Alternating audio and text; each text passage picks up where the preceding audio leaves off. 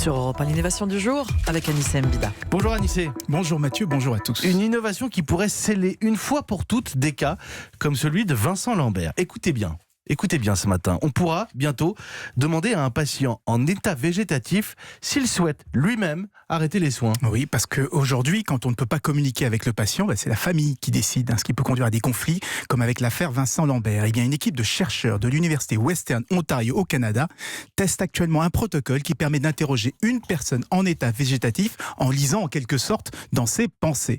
Alors, ça marche avec un casque d'analyse cérébrale. On commence par vérifier que la personne est toujours consciente en lui faisant écouter de la musique, en lui racontant des blagues pour provoquer des réactions dans son cerveau.